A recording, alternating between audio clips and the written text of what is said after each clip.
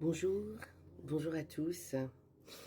Alors, il est 9h29 et on est le 20 février 2024. Alors aujourd'hui, nous ne lisons pas. On ne lit pas le mardi, pour peut-être toi qui viens et qui passe par là souvent sur ma page Facebook Eau de vie édifie. Les mardis, on ne lit pas. Ça me permet aussi de prendre un peu de pause et de répit avec le Seigneur et me retrouver avec lui aussi, tout simplement.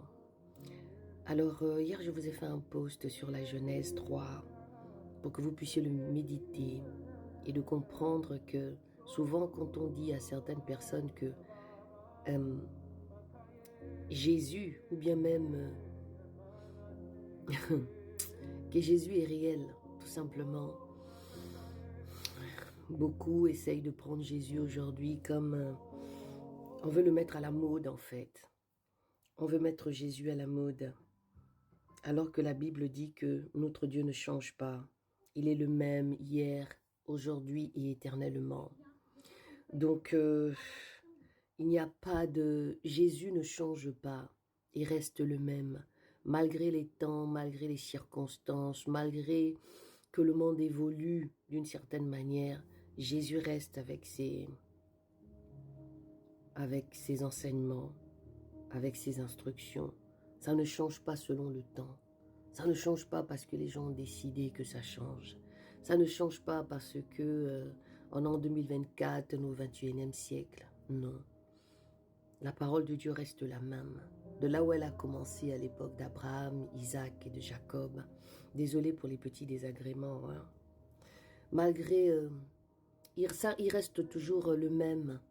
Donc depuis le temps d'Abraham, Isaac, Jacob et Joseph et Paul, cette parole-là nous rattrape aujourd'hui. Et nous voyons combien de fois les choses sont en train de se mettre. Nous voyons combien de fois nous sommes en train que la Bible est en train de s'accomplir. Sauf que beaucoup de nous sont encore attachés au monde. Beaucoup de nous s'attachent encore dans ce monde. Ou beaucoup de vous, ça dépend. Parce que moi, j'aime bien mettre un peu tout le monde dans le même lot. Quand je dis dans le même lot, c'est que je m'introduis aussi à l'intérieur.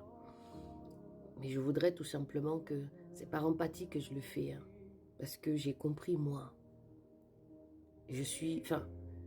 Soyons éclairés en fait avec la parole de Dieu. Soyons éclairés dans la marche que nous faisons.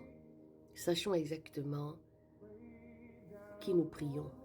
Prenons autorité par rapport à celui dont nous avons cru, par rapport à celui dont nous avons identifié, par rapport à celui dont nous avons décidé de marcher réellement.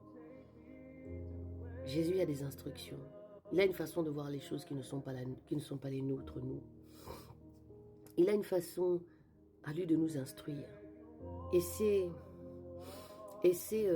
instructions ne sont pas les instructions du monde. Vous savez, on est sur la lecture de Lévitique actuellement. Et le Seigneur se révèle. Et on voit bien que tous les mystères de Dieu sont cachés comme ça, avec des instructions qui sont très, comme la Bible dit, hein. La parole de Dieu ou le royaume des dieux est une folie pour ceux qui périssent. Parce que comprendre le mystère de Dieu, il faut vraiment être, comment dire, il faut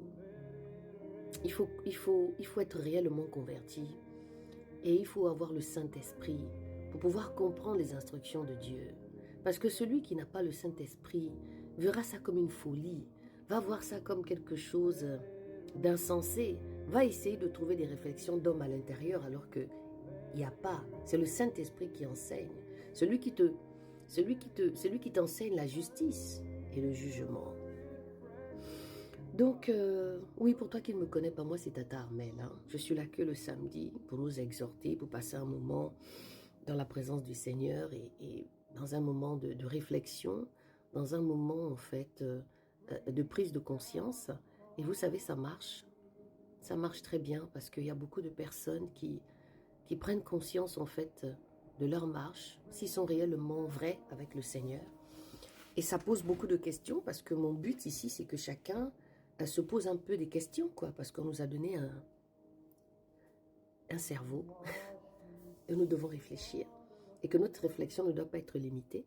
mais qu'elles doivent vraiment partir sur quelque chose de précis, surtout quand on a décidé de marcher avec Jésus. Et ça marche beaucoup, et je bénis le Seigneur pour ce qu'il fait. Et j'ai des retours des personnes qui prennent conscience. Des fois, ça peut choquer, des fois, ça peut faire mal, des fois, il y a l'orgueil qui monte, des fois, il y a... Et puis, il y en a qui sont touchés réellement et qui se posent réellement la question de savoir s'ils marchent réellement avec le Seigneur pour pouvoir changer, pouvoir pardonner. Donc, voilà. Donc, je suis là que les samedis. Je suis là que les samedis avec mon équipe. J'ai mon groupe de lecture autour de la Bible. Le Seigneur est en train de faire un travail en amont par rapport à ça. Il y a un site qui est en train de se mettre en place qui va s'appeler Autour de la Bible Académie et où on va retrouver des enseignements, on va retrouver de la lecture, on va retrouver pas mal de choses. Enfin voilà. Donc du coup, je voulais juste vous dire ça. Vous passez une belle journée encore une fois et je vous repose encore la question, est-ce que tu es converti? Est-ce que réellement tu es converti? Et qu'est-ce que tu veux et qu'est-ce que tu attends de Dieu? Des moments, ce sont des questions qu'il faut des fois écrire. Se poser réellement la question, qu'est-ce qu'on attend de Dieu? Qu'est-ce qu'on veut de Dieu? Et qu'est-ce que toi, tu veux donner à Dieu? Je ne dirais pas que c'est un deal, mais c'est quand même important de se poser ce genre de questions. Quand on voit aujourd'hui tout ce qui se passe dans le monde, à un moment donné, posons-nous la question. On est là pourquoi? Je suis qui? C'est pas forcément chercher à rentrer dans un ministère, parce que vous faites souvent la confusion. Vous ne savez pas c'est quoi le ministère de Dieu. Le premier ministère de Dieu, c'est d'être d'abord à ses côtés. Après le reste, ça vient quand lui, il a fini maintenant de te façonner d'une certaine manière. Et qui jugera bon. Que tu pourras éventuellement maintenant être à l'écoute, être malléable, être semblable à un enfant. Après t'avoir enlevé toutes les réflexions. C'est un peu l'histoire de Moïse, avec tout l'enseignement qu'il avait reçu de l'Égypte. Il fallait qu'il parte 40 ans. D'accord? Voilà, on se retrouve demain à la même heure. Enfin, on se retrouve demain à 6h ou 5h, ça dépend. Mais sinon, la lecture commence à 6h de France. Soyez bénis et bonne réflexion à tous encore.